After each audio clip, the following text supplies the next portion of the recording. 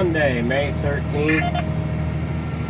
Planting corn on a piece of sod that we sprayed Roundup on, chisel plowed it yesterday, and dished it this morning, and now we're planting corn on it. It's about 12:30 in the afternoon.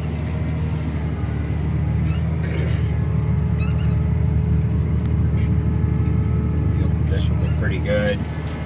I've got my field view here running. There's an old Google image in the back. If I can hold the damn camera straight here. There's an old Google image in the background there. It must be 4 or 5. Well, actually, it must be 5 or 6 years old here now, and it has an old map in the background that where we had corn planted. This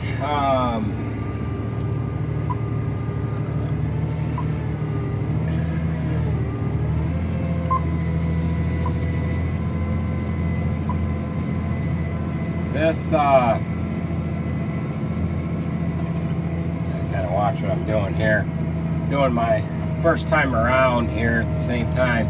Now, this old Google image map that's running in the background on my field view, that was back when we had a 12-row corn planter and it didn't have independent row shutoffs. We've got a 16-row corn planter now with independent row shutoff, and when I get done with this video, I'll do a screenshot of what this field's gonna look like after I get it planted here, and there won't be all them little triangular spots that aren't planted from the corn planter starting late or quitting early, picking up on the headland because of the angle of which this field's got a goofy headland on it. It's kind of a goofy shaped field. There's no real straight way to plant it, so you can kind of see the short stops and long starts there. We're going to be able to correct that this time around, planting it. I'd have to look back on when that image has got to be all of 6 years old. I would have to say 2012, because we did have it in alfalfa here for 4 years, or 5 anyway. So I'm just making my first time around there. You can just see the planter coming into the green sections there, coming together. I'm gonna change my guidance track to south side, except it'll generate a curved path there. My first time around, I just checked this box here, and I turned my section control off on my first pass, so that if the outside of the planter falls out of the boundary, that pink boundary at all, it'll actually plant it. You get a little shift in your boundaries or something, and that'll affect what your outside row looks like. We're just gonna back up here, get settled out, drop the planter early, just head out here. Once I get close enough to my guidance track here, I'll just grab my auto steer, click on it, and now we're planting right next to what we were on my last pass there. See, I am inside the boundary there a little bit from what the Green Star display is showing there. And of course, there we are with the field view. The field view is showing that we're running a population between 33.3 and 35.6 thousand kernels to the acre. The red marks are the slow starts or stops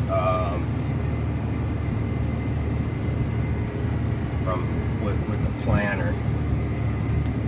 We're just going to pick up on the end here.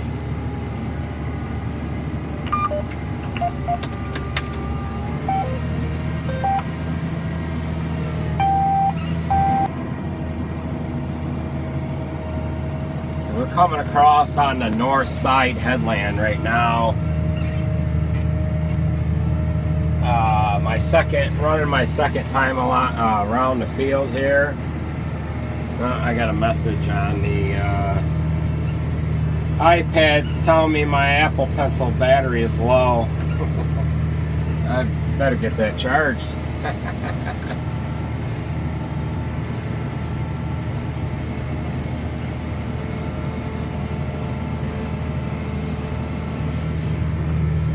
Running no markers, so I have my guidance tracks or my headlands already all pre-recorded into my display here for this field. Get to the corner here, pick up. I gotta back up, turn around yet. I'll just tell it I got north end. Accept that. Let it generate its curve path while we're backing around here. Get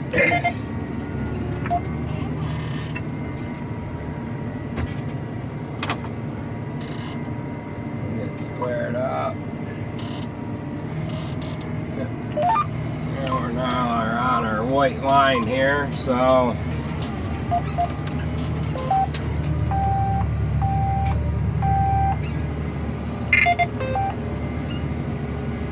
now it's driving. It's going to drive itself as it. Close that out. I don't need to see that.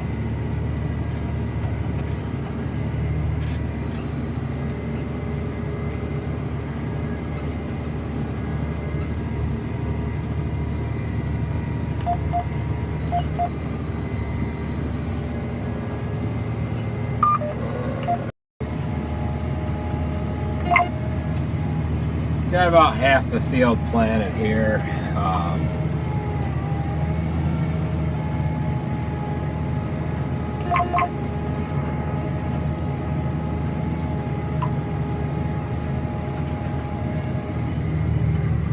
Just got to do a little turn on the headline here, down to a pie-shaped piece there. We're on the left-hand side right there. Backlined around here, let it catch its guidance track here. We're centered up on that white line on the display there. Auto steers on.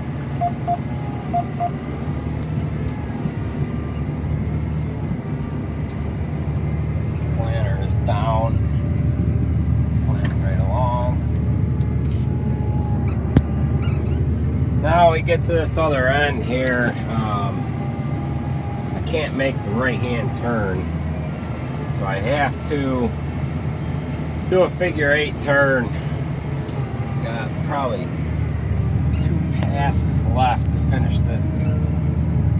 One west corner out here. We're coming into planted ground there, but it's shutting the rows off as we go here. Gotta go a little farther, and then now I can lift the planter up. Planter's coming up out of the ground. Gotta turn left before I can turn right here. A figure 8 turn.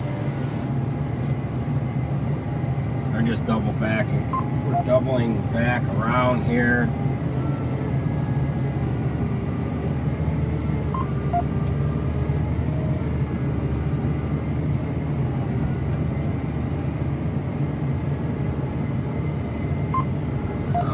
Up with our guidance track. Now the white on the top of the monitor there, that's That's the row units are off. The green is the row units as they're turning back on. Now all 16 are back on because it's in ground. It hasn't been planted yet.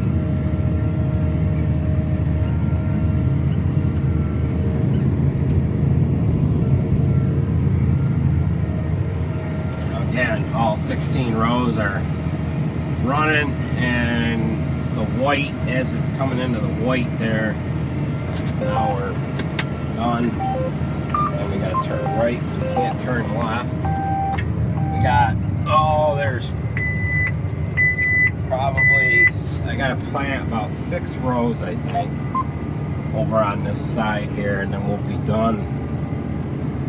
We'll be done with this little section here. Line it up. Auto steer. Yeah, it's got a little more than 6 rows. Probably 12. And everything in the white is the planter's coming back on. 12 rows, 13 rows. Now they're starting to all shut off on the right hand side of the planter. It's coming into the ground. It's already planted. Alright, so now we're done with this side of the field here. What's nice about auto steer, especially on a field like this, you can skip tracks. In other words, you don't have to go right back down next to the section that you planted. You can jump down. I've jumped over 3 tracks. I skipped 2. What I already planted here.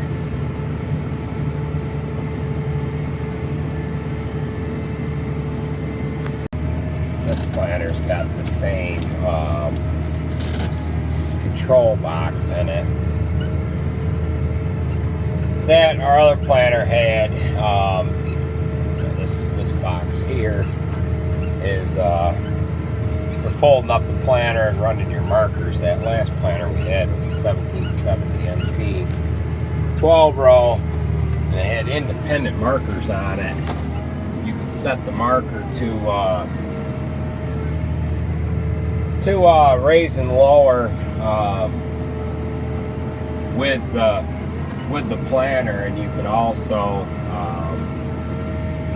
run the markers independent of it. In other words, you could put both markers down at the same time, like if you were striking out the center of a field or something and you wanted to be able to plant right around in a circle or something. You had that ability to put both markers down. You could either set it to an auto. You could either set it to an auto setting or a manual setting, depending on whether or not you were turning back around and going the other way. You'd want the opposite marker down than what you used going in the one direction you were previously going in. But if you were going around in a circle, and if you lift it up, set back down, you'd want to change the marker to manual and run either stay on the left side or the right hand side. But with the markers not on this one, I put 4 tractor weights on each side to compensate for the amount of weight that wasn't there anymore for those end rows. The end rows wanted to pick up out of the ground a little bit there, so there was only enough room to put 4 on. I don't know if there's any way to put any more than that on there or not, but I think 400 pounds is probably about what that marker setup weighs. It might even weigh less than that. By the time you get the marker down and on the ground, I would think it'd be lighter than 400 pounds. We have just a little bit left. Less than a half a dozen passes left here. This tractor has iTech on it. I can push one button, this button here, so I get my front wheels right to the headland. Press that button, the planter will go up automatically. The tractor's slowed down 4.2 miles an hour as I make the headland turn here. Turn my auto steer back on. I don't have the Pro function that would turn that back on. It's going to speed up to 4.9 miles an hour, and the corn planter has went down on its own.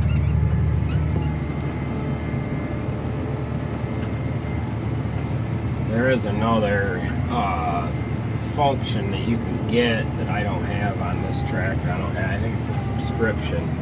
I think it's called iTech Pro, and that'll automatically do your headland turn.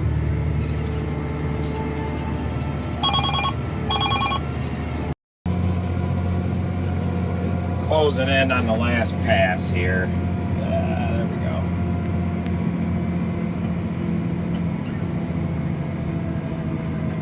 Now when this corn comes up, there won't be any skips or anything to it, even where we've overlapped or whatever. We've got 4 rows, 3 rows that aren't planting on that left side.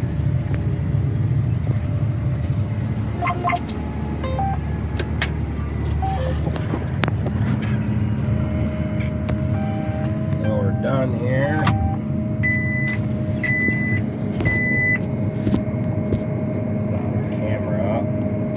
Alright, now we'll fold it up.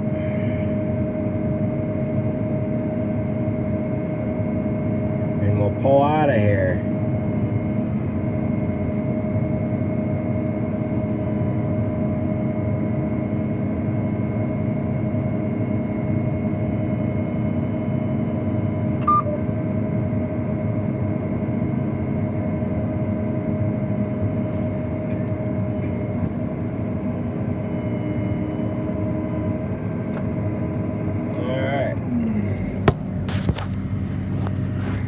Vacuum off, I'll float left side, right side, turn the seat drive off.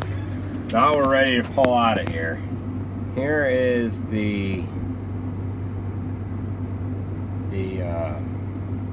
image of what the planting map looks like on field view here. There's some slightly different colors due to this is the population map. I could change this. Okay, so we're getting ready to close out this video here. Just kind of explaining just the basics of this field view from Climate that I've been using almost a year now. I just got done planting another field, and in the orange is the variety that I planted. And what I wanted to touch on earlier while I was videoing down at that last field, the one handy thing about using field view, you know, it's doing almost the same stuff that my John Deere's doing, but it's on a slightly different platform. It's a little more user friendly. It's got it's just got some different functions to it. I'm in another field. I'm just getting ready to switch over my fields in this field view here. I am parked right there, and I just got done filling the corn planter up here, so I'm going to go ahead and switch out into another field here.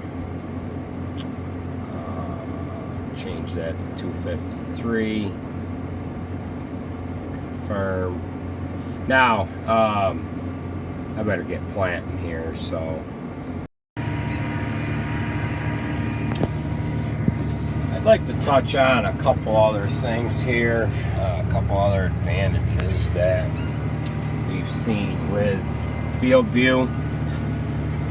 We've used it just about a year now. I didn't have one whole complete planting season with Field View. Get around this log here. I don't know if you recognize this field, but this is the field that we moldboard plowed a week ago. Now, here's one thing right here that we could use this for. Set my infrared unit off. I have a log right there, that I should have mentioned to my stone picking guys that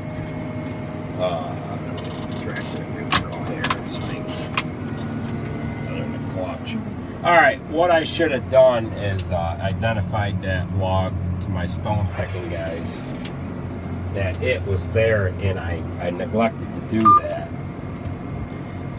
We're slowly getting acclimated to use this little bit of technology more and more. Again, we've used it, just shy of a year now.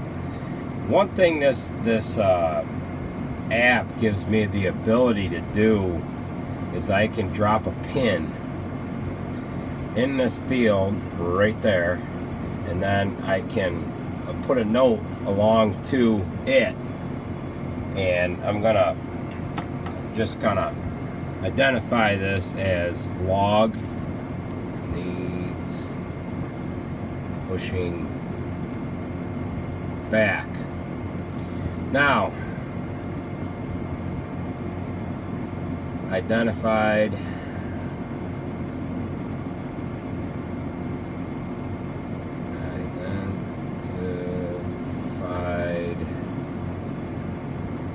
while doing YouTube video. I just happened to put that in there. Alright, we're going to save that. Bang. Now, that pin is going to be dropped in that specific location, and if get this back in motion here. I gotta get back in motion here. There. So we're gonna come around here to here. West side. Identify that. And bang, we're on the auto steered up. Okay, now kind of doing multi things here. I don't know how I'm gonna edit this video out. So I'm gonna go into here. I'm shaded. This field's shaded a little bit. So I'm gonna change my population. I'm gonna change one side of the planter to run at 25,000 seeds per acre on the outside 8 rows, because I'm running up alongside the woods here, and this field is slightly shaded. So since I'm doing that, it's starting to paint the map in differently to show, because I have the population map picked out here, and I'm planting 25,000 seeds on the outside 8 rows, so that's why it's in red. Now, if I had a different variety in the planter, I could have it colored to signify that as well. And then throughout the growing season, you'd be able to come into the field, and now what's my guidance track gonna do here? I'm gonna pick this back. I'm gonna change my population back. Gotta turn this headlamp. I don't know what my guidance is doing here. I gotta try to pay attention here. South. I gotta have a south side in here. South head, except bump around this gate here. Alright. I'll steer. Okay, so what it'll give you the ability to do if you had, say, multiple varieties in the corn planter. If you had your iPad with you or your cell phone, you'd be able to come into the field and it would identify where you're at, where your geographical location is based upon where you're standing in the field. It'll drop a pin down.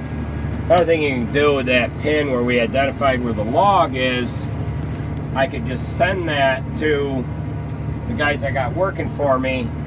They're going to say, hey, where's that log at? And I'm going to say on the northwest side of the field. Well, where's the northwest side? Instead of explaining it to them that it's, you know, out away from, it's on the water tower side of the field and it's away from the driveway, they'll be able to just see on their phone, a map will come up and that pin will show up on their phone.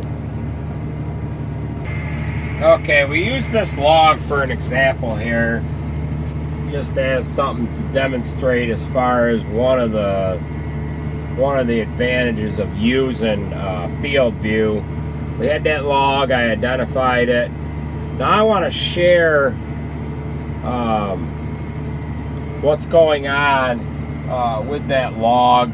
I could share it with, I'm just gonna, I choose to share this via email, so I'm just gonna email this back to myself just to show you an example of how this works.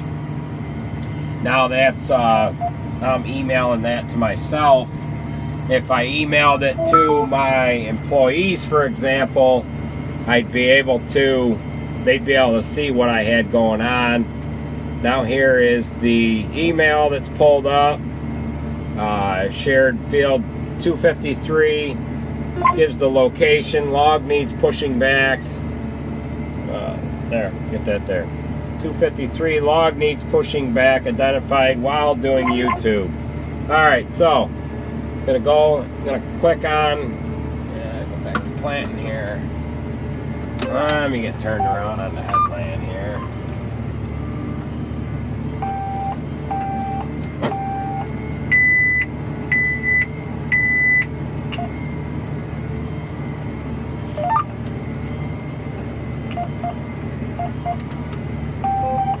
So we've got that identified out here as to what needs to be done. You know,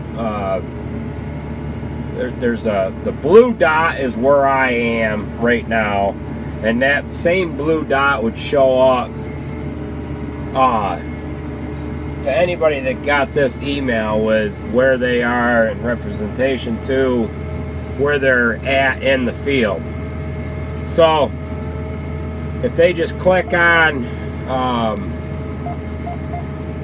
when they opened up the email, they'd figure out that what was going on, and that red dot's going to identify where they need to go to push that log back or whatever.